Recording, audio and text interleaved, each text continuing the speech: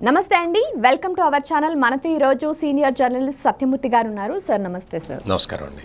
Sir, ఇవాళ చూసుకుంటే కళ్ళు చెదిరిపోయే విధంగా భోగాపురం అంతర్జాతీయ అల్లూరి సీతారామరాజు విమానాశ్రయాన్ని మోదీ గారి చేతుల మీదుగా ప్రారంభించారు. అయితే చంద్రబాబు గారు ఫ్యూచర్ విజనరీతోనే 2015లోనే ఈ ప్రాజెక్ట్ ని ముందుకు తీసుకొచ్చారు. అయితే ఆ తర్వాత ప్రతిపక్షంలో ఉన్నటువంటి 2018-19 ఆ టైంలో జగన్ గారు ఎర్ర బస్ కూడా రాని ఈ ప్లేస్ కి ఎయిర్ బస్ ని తీసుకొస్తారంట. ఆల్రెడీ ఉన్న ఎయిర్పోర్ట్లోనే ఈగలు దోలుకుంటే ఇప్పుడు కొత్తగా ఏం చేస్తారు, మీ పొలాలు మీకు ఇచ్చేస్తాం అన్నట్టుగా ఆయన చాలా మాట్లాడారు. అదే ఇప్పుడు అంతా కంప్లీట్ అయిపోయి ఇలా చేతులు ముందుగా పెడితే ఇప్పుడు ఇదంతా నా హయాంలో నేనే చేశాను, క్రెడిట్ వితౌట్ కాంట్రిబ్యూషన్ అనే ఒక విధానంతో, అంటే ఒక వర్డ్ తోటి క్రెడిట్ చోరీ అని చెప్పేసి నావన్నీ ఆయన ఖాతాలోకి వేసుకుంటున్నారని స్టిల్ ఇప్పుడు కూడా ఆయన అదే మాట మీద ఉన్నారు.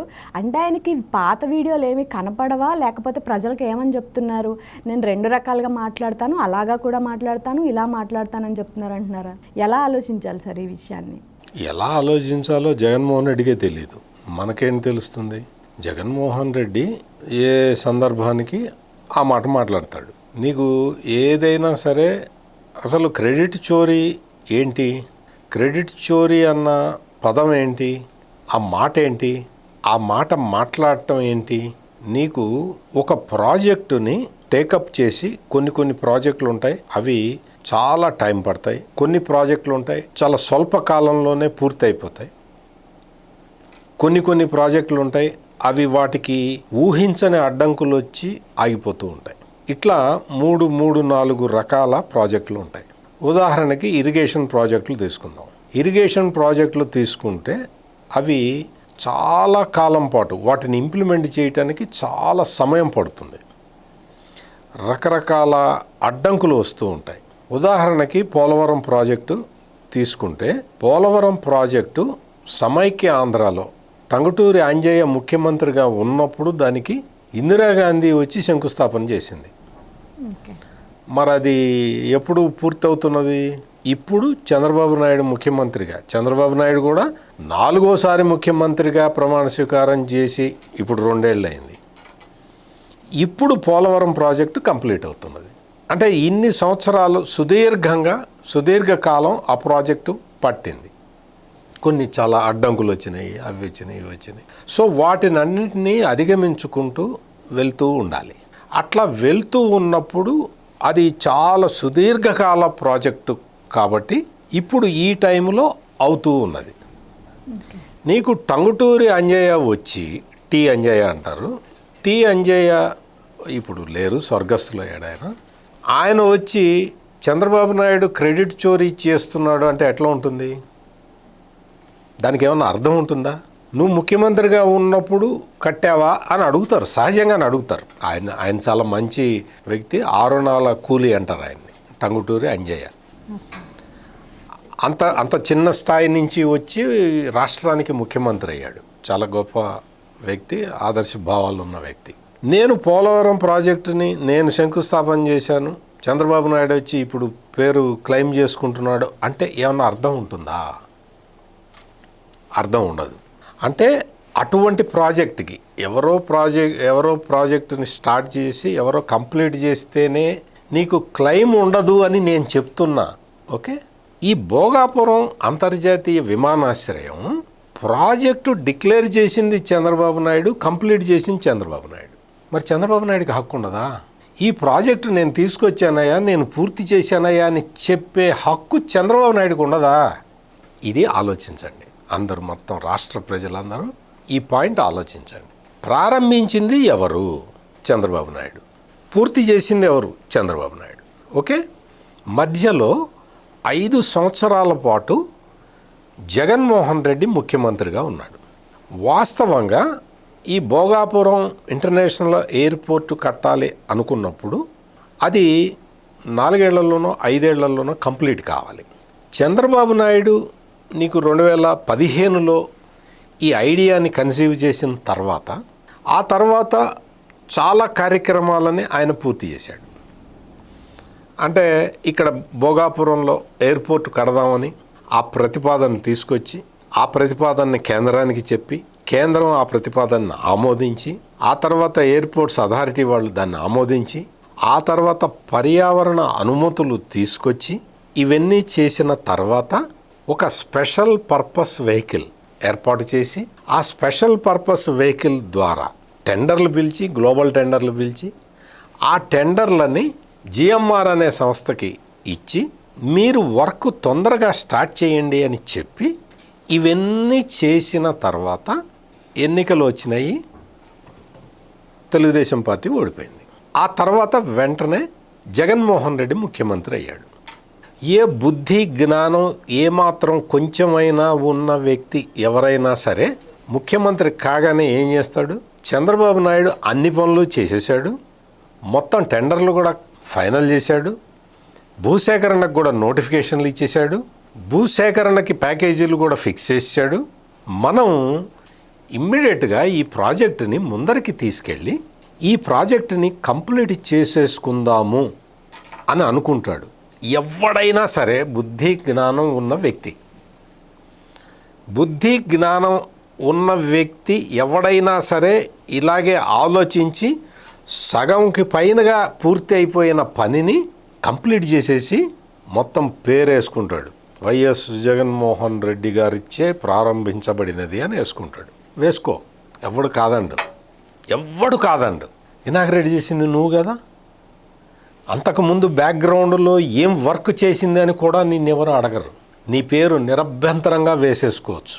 5 సంవత్సరాలు అధికారంలో ఉన్నప్పుడు గాడిదలు కాసి 5 సంవత్సరాల పాటు భోగాపురం ఎయిర్పోర్ట్ని ప్రాజెక్టుని పూర్తి చేయకుండా, అసలు ఏమాత్రం ముందరికి తీసుకెళ్లకుండా, భూసేకరణ చురుకుగా వేగంగా చెయ్యకుండా అడ్డుపడి దాన్ని ప్రాజెక్టు ముందరికి వెళ్లకుండా చేసి, ఎవరైతే బిడ్డింగ్లో ఇంటర్నేషనల్ బిడ్డింగ్లో వచ్చాడో జిఎంఆర్ ఎయిర్పోర్ట్స్ వాళ్ళకి ఆ టెండర్ ఇవ్వకుండా ఇచ్చినా దానికి అడ్డం పడుతూ, నువ్వు నీకు కావాల్సినవన్నీ కూడా నువ్వు నాకు ఇవ్వు అని అడుక్కొని, దానికి వాళ్ళు సంసిద్ధత వ్యక్తం చేయకపోతే వాళ్ళని పెండింగ్లో పెట్టి ప్రాజెక్టు ముందరకెళ్లకుండా చేసి, విమానాశ్రయం కట్టకుండా ఆపేసి,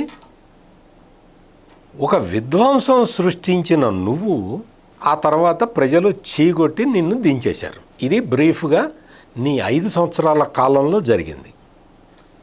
చీకొట్టారు, ప్రజలు దిగిపోయావు. వెంటనే చంద్రబాబు నాయుడు 4వసారి మళ్ళీ ఆంధ్రప్రదేశ్ రాష్ట్రానికి ముఖ్యమంత్రి అయ్యాడు. 2 సార్లు సమైక్య ఆంధ్రాలో, 2 సార్లు విభజిత ఆంధ్రప్రదేశ్లో. 4వసారి ఆయన ముఖ్యమంత్రి కాగానే ఈ కొన్ని ఇవి ఉన్నాయి కదా, చాలా ఇంపార్టెంట్. మెగా డిఎస్సి మీద తొలి సంతకం పెట్టాడు, పెన్షన్లు పెంచటం మీద, వాటి మీద, వీటి మీద. ఇవన్నీ అయిన తర్వాత ఓ 15 రోజులకో 20 రోజులకో ఆ భోగాపురం ఎయిర్పోర్టు ఎక్కడున్నది, ఏ స్థితిలో ఉంది, తీసుకురండి అని అడిగాడు. దానికి సంబంధించిన పేపర్లు ఎంతవరకు వచ్చింది ఏంటి చూసుకొని, ఇబ్బందులు ఏంటో మాట్లాడుకొని, మొత్తం కంప్లీట్గా ప్రాజెక్టుని మళ్ళీ లైన్లోకి తీసుకొచ్చిన వ్యక్తి చంద్రబాబు నాయుడు. అంతకుముందు ఆ ప్రాజెక్ట్ అక్కడ ఉండాలి, భోగాపురంలో ఇంటర్నేషనల్ ఎయిర్పోర్ట్ ఉండాలి అని నిర్ణయించిన వ్యక్తి, ఆ తర్వాత ప్రాజెక్టుని ముందరికి తీసుకెళ్లిన వ్యక్తి, దానికోసం స్పెషల్ పర్పస్ వెహికల్ పెట్టిన వ్యక్తి, మధ్యలో 5 సంవత్సరాల పాటు నీ విధ్వంసకర పాలన అయిపోయిన తర్వాత మళ్ళీ ముఖ్యమంత్రి కాగానే మళ్ళీ ఆ ట్రాక్ మీదకి తీసుకొచ్చి ఏం చేస్తారో నాకు తెలియదు, ఇది కరెక్ట్గా 2 ఇయర్స్లో కంప్లీట్ అయిపోవాలి అని చెప్పి టార్గెట్ పెట్టి, ఆ టార్గెట్ ప్రకారం పనులు చేయించి ఇనాగరేషన్ చేస్తే నీకేంటి నొప్పి? నీకేంటి? What is your problem? What is your problem? నీకు పేరు నువ్వు చేస్తే కదా వచ్చేది. నువ్వు ఏదన్నా వర్క్ చేస్తే కదా నీకు పేరు వచ్చేది. నువ్వు విధ్వంసం చేసావు, నువ్వు చెడగొట్టావు. వాస్తవంగా భోగాపురం ఎయిర్పోర్ట్ ఎప్పుడు ప్రారంభం కావాలి? ఒరిజినల్గా ఎప్పుడు ప్రారంభించాలి? 2020లో ప్రారంభించాలి. ఏమైంది? 2019 వరకు నువ్వే ఉన్నావుగా.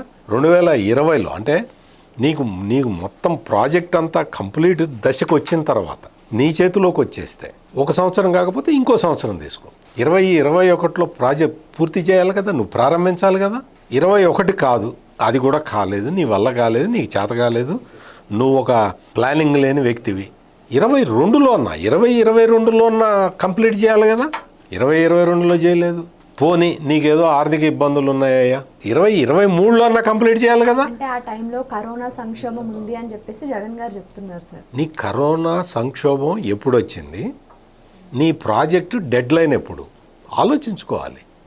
ప్రాజెక్టు డెడ్ లైన్ కరోనా కన్నా ముందే ఒరిజినల్ ప్లాన్ ప్రకారం పనులు జరిగితే కరోనా కన్నా ముందే ఇనాగ్రేషన్ కావాలి. చేసావా? కరోనా వచ్చింది, 2 సంవత్సరాలు మధ్యలో తీసేయి. 2024లో దాన్ని ఇనాగ్రేషన్ ఎందుకు చేయలే? ఓకే, కరోనా అయిపోయిన తర్వాత ఎందుకు చేయలే? ఒరిజినల్ డెడ్ లైన్ కరోనా కన్నా ముందే ఉంది, మధ్యలో కరోనా వచ్చింది. ఓకే, కరోనా తర్వాత ఎందుకు చేయలే? చేసావా? 2024 మే వరకు నువ్వే ఉన్నావుగా, ఎందుకు చేయలే? చేతకాలేదా? కుదరలేదా? డబ్బులు లేవా? What is your problem? Okay, you have a problem. నువ్వు చేయలేకపోయావు. చంద్రబాబు నాయుడు 2024లో రాగానే కంప్లీట్ చేశాడు. నీకు ఒక బాధ్యత గల వ్యక్తివైతే నీకు ఏదైనా ఒక బాధ్యత ఉంటే, రాష్ట్రం పట్ల కమిట్మెంట్ ఉంటే నువ్వేం చెప్పాలి? థ్యాంక్ యూ చంద్రబాబు నాయుడు గారు, నేను ఒక పనికిమాలిన వ్యక్తిని కాబట్టి నేను దాన్ని కంప్లీట్ చేయలేకపోయాను, మీరు కంప్లీట్ చేశారు, చాలా సంతోషం అండి, ఉత్తరాంధ్ర అభివృద్ధికి ఇది ఉపయోగపడుతుంది అని నువ్వు వచ్చి చెప్పగలిగితే నిన్ను ఒక పెద్ద మనిషిగా లెక్కేసేవాళ్ళు ఆంధ్రప్రదేశ్ ప్రజలు. నువ్వేం చెప్తున్నావు? అంతా నేనే చేశా అని చెప్తున్నావు. తప్పు కదా? చేసింది నువ్వా? కాదు కదా? నువ్వు ఏమి ట్విట్టర్లో ఏం పెడుతున్నావు? అది ఫ్రీ కదా, ఎవడన్నా ఏదన్నా పెట్టచ్చు కదా. అందరూ థ్యాంక్ యూ జగన్ అంటున్నారు. ఎందుకంటారు థ్యాంక్ యూ జగన్ అని? ఎందుకు అంటున్నారో తెలుసా? అక్కడ గోడల వరకు వస్తే దాన్ని ట్రాక్టర్ పెట్టి దున్నిచ్చలా, అందుకు అంటున్నారు. నువ్వు అన్ని ప్రాజెక్టులు సర్వనాశనం చేసావు కదా, దీన్ని కట్టిన గోడలు అటు ఉంచావు కొంతవరకు. కొత్తది కట్టడం నీకు చేత కాకపోయినా నువ్వు ఆ గోడల్ని నాగలతోటి దున్నించలేదు, అందుకు థ్యాంక్ యూ జగన్ అంటున్నారు. రాష్ట్ర ఇంట్రెస్ట్ తోటి మాట్లాడే వాళ్ళని పెద్ద మనిషి అంటారు. రాష్ట్ర ఇంట్రెస్ట్ లేదు. నాకు చంద్రబాబు నాయుడిని తిట్టడమే నా జీవితాశయం, చంద్రబాబు నాయుడిని తిట్టడం ద్వారానే నేను బతకాలి అనుకుంటే నిన్ను ఏమనాలి? పెద్ద మనిషి అయితే అనరు కదా, ఏమనాలి నిన్ను? ఇది ప్రధానమైన ప్రశ్న, రాష్ట్ర ప్రజల దగ్గర ఎదురుగా ఉన్న ప్రశ్న ఇది. దీనికి రకరకాల అంటే ఒకే అబద్ధాన్ని ఒక 100 సార్లు 200 సార్లు చెబుతూ ఉంటే ప్రజలు నమ్మేస్తారు అనుకుంటూ ఉన్నావు. కానీ ప్రజలు ఏ విషయాన్ని నమ్ముతారు అంటే ఈ సోషల్ మీడియా యుగంలో నిజం చెబితేనే నమ్ముతారు. నువ్వు అబద్ధాన్ని 1,00,000 సార్లు చెప్పినా అది అబద్ధమే కాబట్టి దాన్ని నమ్మరు. ఇదివరకు రోజుల్లో ఇంత ప్రచార సాధనాలు ప్రసార సాధనాలు ఇంత విస్తృతంగా లేవు కాబట్టి ఆ సామెత ఉంది, ఒకే అబద్ధాన్ని 1000 సార్లు చెబితే నిజమని నమ్ముతారు అని ఉండేది. ఈ రోజున అది కాదు, అబద్ధమే, నిజమే. ఆ గోబెల్స్ సిద్ధాంతాన్ని తీసుకొచ్చి ఇప్పుడు నేను ఇంప్లిమెంట్ చేస్తా అంటే కుదరదు. ఇప్పటికీ ఆంధ్రప్రదేశ్ ప్రజల చెవుల్లో రింగుమంటున్నది ఏంటో తెలుసా? ఎర్ర బస్సు కూడా రాని భోగాపురానికి ఎయిర్ బస్సు తెస్తాడుట అని అన్నావే నువ్వు. ఆ మాటలు అందరి చెవుల్లో వినపడుతూ ఉన్నాయి ఈ రోజుకి. ఇక్కడ భూ సేకరణకి ఏ రైతు కూడా భూములు ఇవ్వద్దు, నేను ముఖ్యమంత్రి కాగానే దేవుడి దయ వల్ల మీ భూములన్నీ మీకు రిటర్న్ ఇప్పించేస్తా అన్నావే, ఆ డైలాగులు అందరి చెవుల్లో ఇప్పుడు వినపడుతూ ఉన్నాయి. అప్పుడు వినిపించినా ఇప్పుడు వినపడుతూ ఉన్నాయి. అందుకని నువ్వు ఎన్ని అబద్ధాలు చెప్పినా ప్రజలు నమ్మటానికి సిద్ధంగా లేరు. ప్రజలు నమ్మేది వాస్తవమే, వాస్తవం అయితేనే నమ్ముతారు. వాస్తవం ఏంటో ప్రజలకు తెలుసు. చంద్రబాబు నాయుడు ఎంత విజనరీ లీడరో కూడా ప్రజలకి తెలుసు. కాబట్టి నేను కూడా విజనరీ లీడర్ని అని నువ్వు ఎన్నిసార్లు చెప్పుకున్నా నమ్మరు. Thank you sir. నమస్కారం అండి.